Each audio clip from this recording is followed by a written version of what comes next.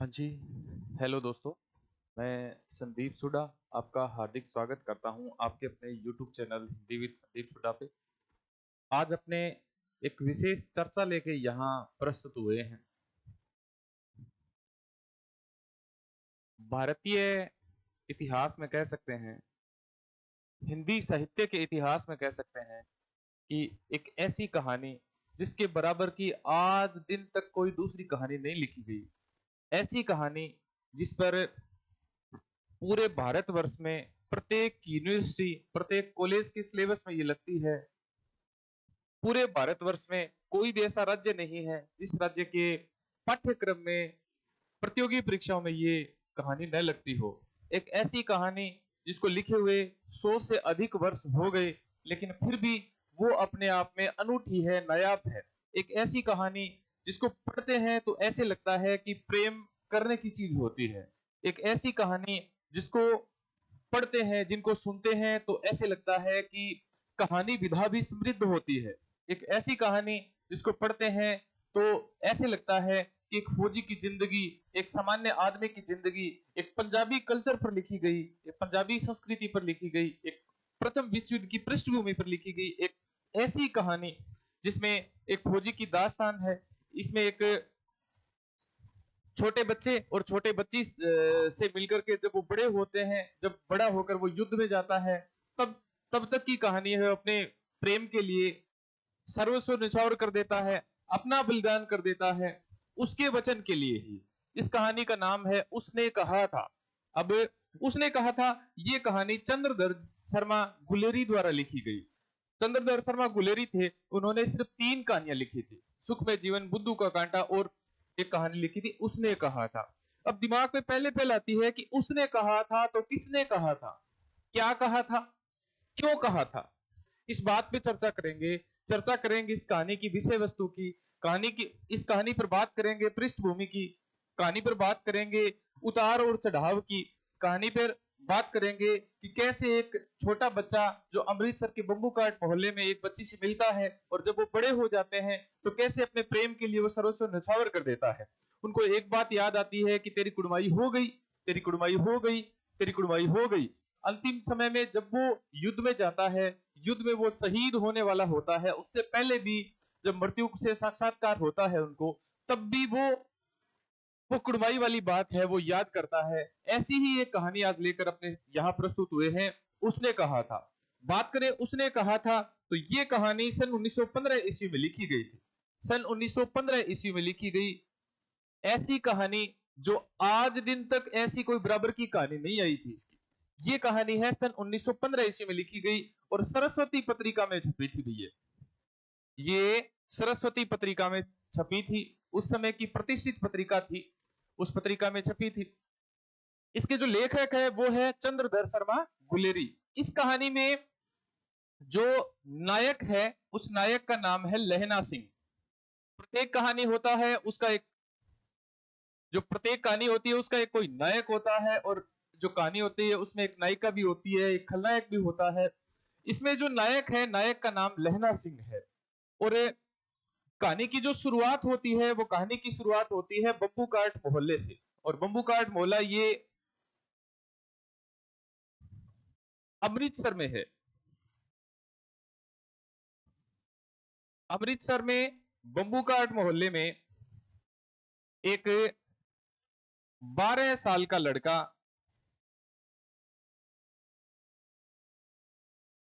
और एक 8 साल की लड़की दोनों मिलते हैं। ये जो लड़का है ये तो अपने मामा के केस धोने के लिए बढ़िया लेने आया था। ये जो लड़का है, ये लड़का तो अपने मामा के केस धोने के लिए बढ़िया लेने आया था। बड़ी मतलब जो सब्जी बनाई जाती है ना, वो बढ़िया लेने आया था। और ये जो लड़की है, सॉरी, ये जो लड़का था ये दही लेने आया था, मामा के केस धोने के लिए दही लेने आया था। और ये जो लड़की है ये बढ़िया लेने आई थी।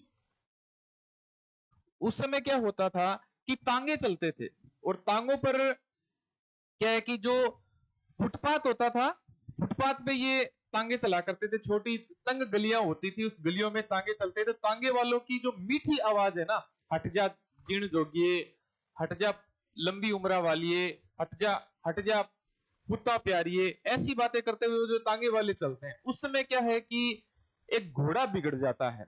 तो ये जो लड़का है, ये इस लड़की को बचा करके और दुकान के पास में पहुंचा देता है। उसके बाद इनकी दोस्ती हो जाती है और हर पहले दिन, दूसरे दिन, तीसरे दिन रोजाना ये मिलते हैं और ये लड़का हर रोज इस लड़की से पूछता है कि तेरी कुड़माई हो गई, तेरी कुड़माई हो गई। ये जो कुड़माई है, ये जो कुड़माई है, कुड़माई का अर्थ होता है सगाई। कुड़माई का अर्थ होता है सगाई। तेरी कुड़माई हो गई? तो लड़की कहती है कि धत्तरे की।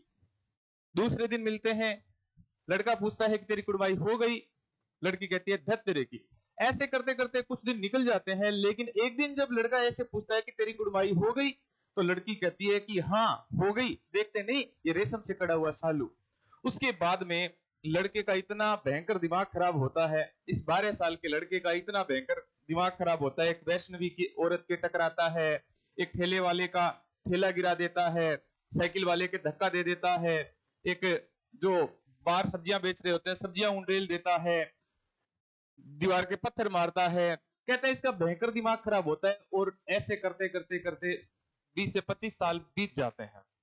द्वितीय विश्व युद्ध से पहले प्रथम विश्व युद्ध हुआ था, तो प्रथम विश्व युद्ध की दास्तान आती है इसमें।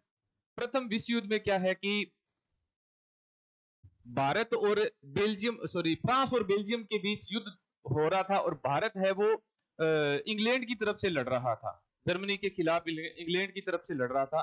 तो क्या है कि उसमें युद्ध में भारतीय सैनिकों को बुलाया गया था और इसमें जो एक सूबेदार है जिसका नाम है हजारा सिंह, सूबेदार जिसका नाम है हजारा सिंह, हजारा सिंह, सूबेदार हजारा सिंह की लहना सिंह को चिट्ठी मिलती है कि फौज है वो लाम पर जा रही है और आप भी मेरे घर होते चलना, ताकि अपन दोनों साथ में ही युद्ध में चलेंगे।